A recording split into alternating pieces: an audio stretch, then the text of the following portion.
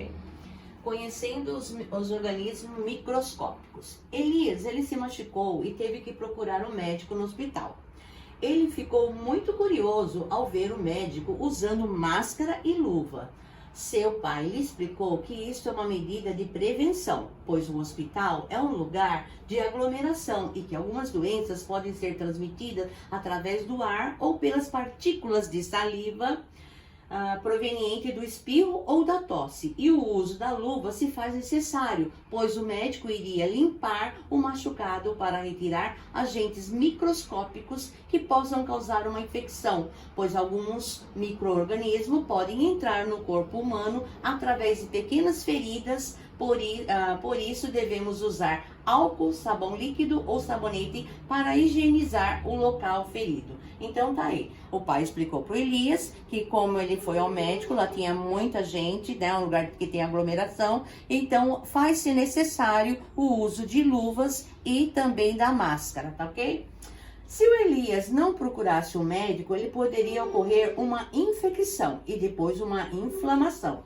A infecção ocorre quando micro-organismos entram no corpo através de cortes, feridas ou por meio das vias respiratórias. A inflamação é quando houve a entrada do micro-organismo em nosso corpo. Ele não conseguiu expulsá-lo através dos anticorpos, que são os nossos defensores. Ele reagirá com vermelhidão, inchaço e pele roxa. Então ele ralou, caiu, machucou-se, tá? O corte ficou, a pele ficou exposta. Então por isso ele teve que procurar um médico para fazer uma limpeza e os micro-organismos não entrarem na corrente sanguínea. Se caso ele não fosse ao médico, os micro-organismos poderiam entrar no organismo dele, causando uma inflamação, que é uma vermelhidão ou inchaço, tá? Quais são os micro-organismos? Os micro-organismos são seres tão pequenos que não podem ser vistos a olho nu, mas somente com o auxílio de um microscópio. Por essa razão, são chamados de organismos microscópicos. É o caso das bactérias, dos vírus, de alguns tipos de fungos e dos protozoários. Existem organismos microscópicos que podem ser bons, maus ou perigosos à saúde humana.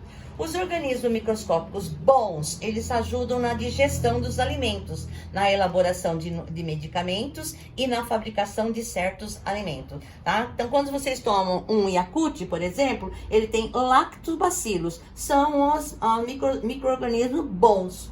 Os organismos microscópicos maus geralmente não provocam doença, mas alterações nos alimentos. O alimento fica com mau cheiro, mau sabor e mau aspecto. É quando ele começa a apodrecer, tá? A se decompor. E os organismos microscópicos perigosos fazem com que as pessoas adoeçam e podem até mesmo matar. Então, esses são os perigosos. As bactérias. As bactérias são micro-organismos que estão em praticamente todos os lugares, na terra, na água e no ar, na superfície ou no interior dos organismos, em objetos e nos materiais em decomposição. Elas apresentam diferentes funções e formas, e sua reprodução é rápida e simples. Por isso, lavar as mãos evita certas doenças causadas por bactérias. Eis algumas doenças causadas por bactérias. A salmonelose, causada pela bactéria Salmonella entérica, ela é contraída pela ingestão de alimentos contaminados. A cólera é causada pelo vibrião colérico e ela é transmitida ao ser humano pela ingestão de água ou alimento contaminado. A tuberculose, ela é transmitida pelo bacilo de Koch, por meio da inspiração da poeira do ar. Para muitos desses males, existem antibióticos específicos que inibem o crescimento das bactérias. Esses micro-organismos são maléficos à saúde humana, podem causar a morte dos infectados. Vírus. Para evitar a transmissão de doenças pelo ar, os locais devem ser arejados e limpos. O vírus são partículas infecciosas diferentes das bactérias. Eles têm estrutura simples e parasitam as células do corpo humano. Eles se reproduzem nessas células e no final do processo eles quebram essa célula para se libertar. Todos os vírus fazem mal à saúde das pessoas, dos animais e das plantas. Não existe vírus bom. O vírus tem sido alvo de discussão científica há muito tempo, pois alguns cientistas os consideram seres vivos. Outros não, pois fora da célula hospedeira, os vivos são inativos. Assim como as bactérias, os vírus apresentam várias formas. Fungos.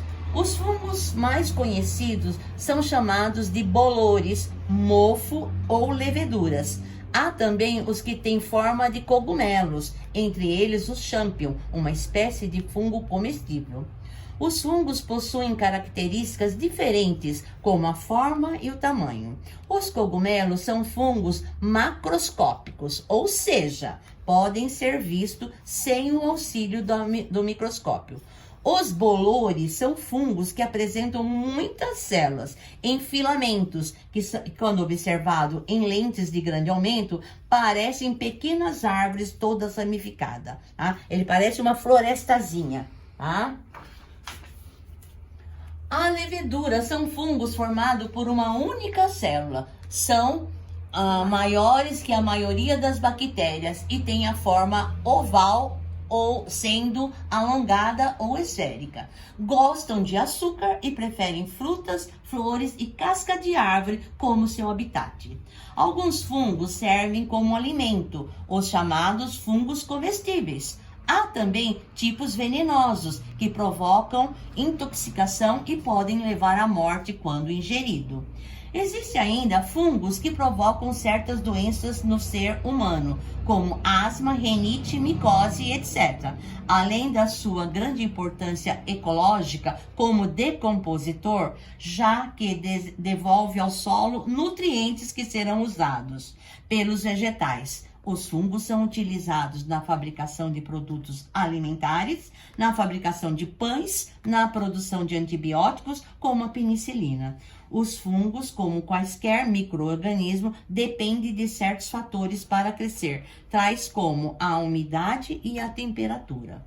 Os protozoários são organismos microscópicos que possuem uma única célula. Em sua maioria, vivem em diferentes ambientes aquáticos e úmidos. As doenças mais conhecidas transmitidas pelos protozoários são a amebiase, doença de Chagas, toxoplasmose e esquistossomose.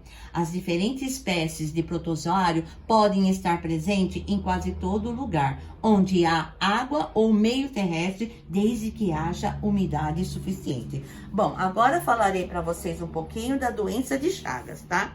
A doença de Chagas, ela foi descoberta em 1909 por Carlos Chagas, por isso ela recebe o nome do cientista que a descobriu. A doença de Chagas é transmitida por um inseto chamado barbeiro. Esse inseto, ele vive nas frestas dos chiqueiros, dos paiós e dos estábulos. Durante o dia, ele fica lá. À noite, ele sai para se alimentar. Ele se alimenta de sangue humano. Então, ele vai procurar a sua vítima. Aí, ele vai, acha uma pessoa, ele suga o sangue, faz um pequeno orifício, fura uma picada e suga o sangue da pessoa. Quando a pessoa sente a picada, ela vai coçar. E quando o barbeiro pica para chupar o sangue, ao mesmo tempo ele deposita suas fezes. E é na fezes do barbeiro que está o trypanossomo, que é o protozoário que causa doença de Chagas. Aí a pessoa vai coçar e através do buraquinho, da picada, do orifício, vai entrar a fezes do barbeiro e vai correr na nossa corrente sanguínea até chegar ao coração. Quando chega no coração, o coração vai crescer e vai se transformar numa doença chamada doença de Chagas, tá? Que pode levar à morte, ok?